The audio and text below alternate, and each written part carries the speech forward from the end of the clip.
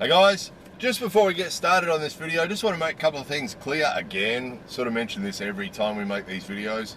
We know not everybody believes in COVID, that some people think that it's fake and it's not real and it's a conspiracy, but lots of people have different beliefs about COVID. Also about the vaccination, some people think it's a clever conspiracy to change our DNA. Some people believe all sorts of things. So all sorts of people have all sorts of beliefs about COVID and the vaccine, and that's fine, no problem at all. We're not trying to change anybody's opinions. We don't really care what other people think, that's up to them. We think if people don't want to take the vaccine, they shouldn't have to take it. All that stuff, okay? Live and let live is our thinking on this topic. However, some of the people who support us on Patreon ask us about what's happening in Japan at the moment in relation to COVID. And also, our plan is to report on anything and everything about Japan. So at the moment, it is a topic. So that means that occasionally we have to make these videos covering this topic. And we know every time we mention COVID or the vaccine, a whole heap of people lose their minds. They're the most unpopular videos we make. We get all sorts of aggressive reactions to them from people. So as you'll see on the other COVID videos we've made, other comments are welcome, and people have left all sorts of comments and links. Oh, by the way, if you post links to all sorts of stuff about COVID, YouTube automatically holds it back for review, and it requires us to manually release it, which we will do, okay? So a whole bunch of guys posted a whole heap of links to a whole heap of stuff on the last COVID video. It just takes us a while. So a couple of people got quite rude and abusive because they thought we were deleting their comments. We weren't. What was happening was the YouTube system was automatically holding them back because they were links, and it required us to go through and manually release them. So we're not always sitting at the computer, as you can see right now. So that means that it might take a while. If you post some link to some conspiracy theory or some other thing, it might take us a little while to get to it and release it, but we will release it, okay, so everybody can see it. Okay, so having said that, what's happening in Japan is the question we've been asked. That somebody had heard that we'd had 10,000 new cases of COVID in one day, 10,000 people testing positive in one day. It's true, yes. So some statistics, 126 million people in Japan. Until recently, we were getting, it was up and down, you know, depending on the state of panic. The government would bring in the state of emergency, which we refer to here from now as the state of panic. The government would bring in the state of panic and ask everybody to stay home and not go out so much. And the cases of new people testing positive would go down, and maybe 500 a day or something like that. And then the government would take off the state of panic, so everybody would go out again, and the cases would go up to 1,000 a day, and then they'd put the state of panic back on. And we've been doing that for the last 18 months, up and down, up and down, up and down. In fact, the government has Tokyo in a state of panic at the moment, and they've been talking about extending it. Osaka's also in a state of panic, and they're considering extending it to the prefectures that neighbour Tokyo and Osaka, so the prefectures that border Tokyo and Osaka, putting them into a state of panic. State of emergency in Japan just means that they ask restaurants and bars to either not open or restrict their trading hours. They ask them to. They ask people not to go out so much. You know, they ask people to do things and be a bit more careful. And it obviously does work. Short term, it brings the cases down, and then they take a state of panic off, and then the cases go up again. So that's just the game they've been playing for the last 18 months, up and down, while they're wasting their time. So anyway, this week, yes, it is true. This week, we've had more than 10,000 new cases, people testing positive, more than 10,000 a day this week. 2 days this week, it actually went to over 12,500 people testing positive in one day. That happened twice this week. So it's just huge, as anticipated, as we predicted in previous videos talking about the Olympics and COVID. We mentioned then, okay, let's everyone pretend to be surprised when the COVID cases go through the roof. The Athletes, there has been a couple of athletes test positive, but mostly Olympics workers, the volunteer workers around the Olympics. The other day there was 200 of them tested positive or something ridiculous like that. Obviously, not surprising. It's more, probably the bigger effect is the fact that the government's holding the Olympics obviously gives a lot of people the impression that, oh, it can't be too bad then, things can't be too bad. And it appears to be that's the problem, is that the image that the government are giving by holding the Olympics is that, oh, it's not too bad. So people are sort of going about their lives.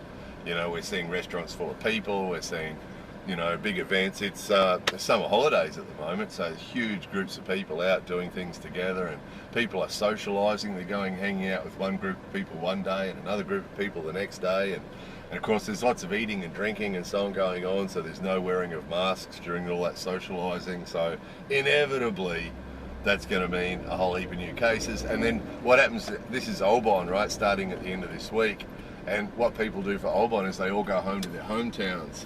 So people are going to be travelling all over Japan, visiting their family and friends all over Japan, and then they're going to go and visit other family and friends all over Japan, and so they're going to be basically carrying the virus all around Japan and spreading it with as many people as they know, basically. So about a week or two from now, let's all pretend to be surprised when we get some new record numbers, 15,000 people a day and so on. We'll all pretend to be surprised, shall we? Because that's what happened last holidays we had, which was, when was that? April, May? And we predicted then they didn't have the state of emergency during the holiday. They waited till the day after the holiday finished, when everybody went back to work, then they declared a state of emergency again. And so, you know, obviously the result of that. And so that's what we're going to see this time too. After Obon, when everybody goes home and goes back to work, we're going to see some record numbers again, and they'll be declaring more states of panic. It's inevitable, isn't it? So, yeah, there's that. And then our vaccination is being done, but it's been done really, really slowly. One of the slowest countries in the modern world. What do you call it? In the first world. 36% approximately of people have been vaccinated so far, and they're doing about 10% of the population a month, sort of thing. That's sort of rough numbers, which means to get to 70%, which some people, not everybody, some people believe is a good number to start to get to some sort of herd immunity type situation, is going to take at least another 4 or 5 months at the rate we're going. So 4 or 5 months takes us till end of the year, doesn't it? Beginning of next year, before we get to sort of a percentage where we're going to start to get a bit safer. Some people believe. Just can't even make these videos anymore without hearing the responses already, knowing what the responses will be, you know. So anyway, those of you who asked what's happening in Japan, yeah, that's what's happening. 10,000 people a day testing positive, sometimes 12,500 people a day testing positive. Yeah, it's crazy. It's crazy. Watching the news is just nuts. In our house, we're not watching the Olympics. It's sort of a bit hard. I said to a friend recently, watching the Olympics is like watching a drunk friend climbing a tree. You know it's going to end badly.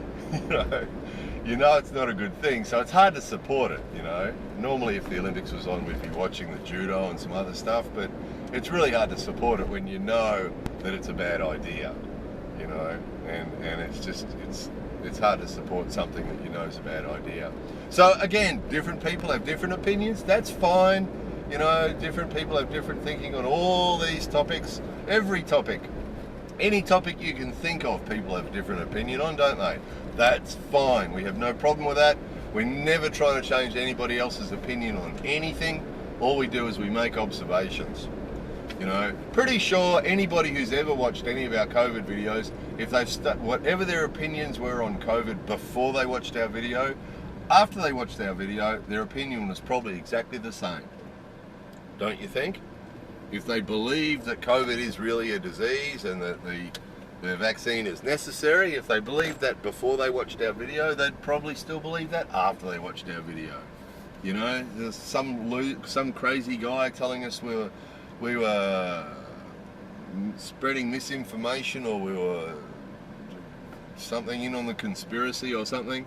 You know, we don't believe what we say about this topic changes anybody's thinking.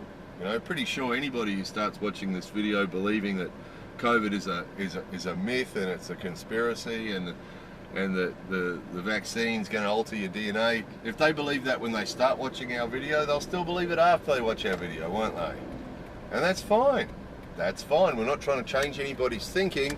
All we're doing is just making some observations on what's happening in Japan at the moment. That's all we're doing. Nothing more. Nothing more than that. So again, all comments, all opinions are welcome, as long as they're not abusive. The YouTube terms of service and common decency says that we can express our opinions on the topic without being abusive and rude and aggressive and so on. So anybody who wants to express their other opinion or leave links to stories on the internet that prove that it's all a conspiracy or whatever you want to leave, by all means do so. It might take us, if it's a link, it might take us a while to approve it, but we will approve it, whatever it is, providing there's no aggressiveness, abuse or any sort of nastiness attached to it. Anyway, there was that. More videos coming soon.